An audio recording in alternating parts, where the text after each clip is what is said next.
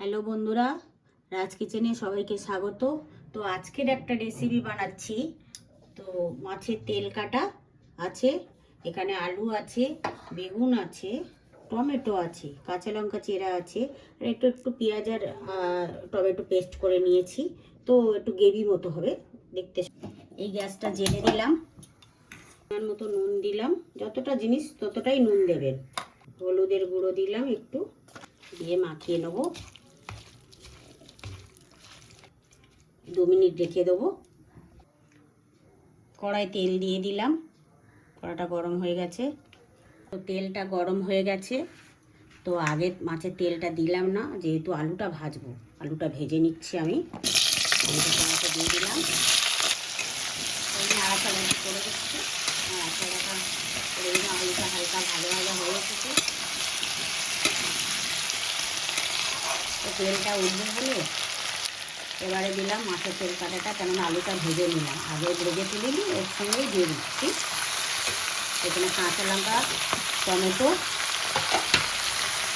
কোচানো পেঁয়াজ দিয়ে দিলাম, দিয়ে একটু নাড়াচাড়া করে ঢাকা দিয়ে দেবো 2 মিনিট। দিয়ে দিচ্ছি। তো কষানো মতো হয়ে এসেছে। এবারে একটু হলুদ, লঙ্কা দিয়ে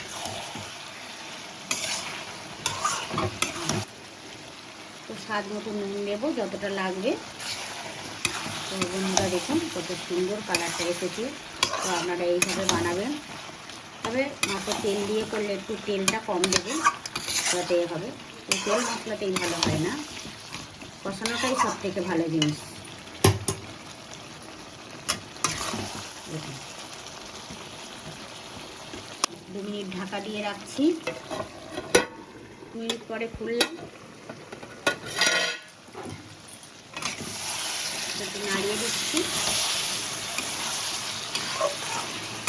দেখুন কত সুন্দর দেখতে লাগছে, তাহলে খেতেও নিশ্চয়ই ভালো লাগবে। তো আপনারা এইভাবে বানাবেন, দেখুন কি দারুণ লাগছে। এইভাবে আপনারাও বানিয়ে দেখবেন ঘরে।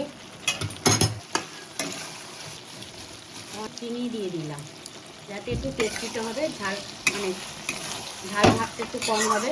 তো এবারে বেগুনটা দিয়ে দিচ্ছি বন্ধুরা। বেগুনটা যেহেতু আগে দিলে ঘাটা ঘাটা হয়ে যেত, তার জন্য বেগুনটা এখন দিচ্ছি, হয়ে এসেছে।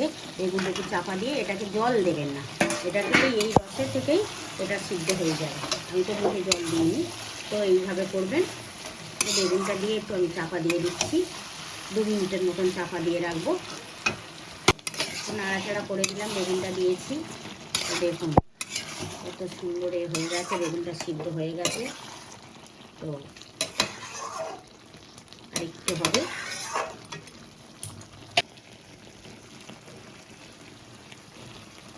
দেখুন বন্ধুরা, আমার রেসিপি রেডি প্রায়। দেখুন এরকমভাবে করবেন, ভালো লাগবে। তো রেসিপি রেডি। এবারে গ্যাস অফ করে দিচ্ছি। আমার রেসিপি রেডি। গরম গরম মাছের তেল কাটা দিয়ে রেসিপি। দেখুন কি সুন্দর হয়েছে, ঝাক্কাস।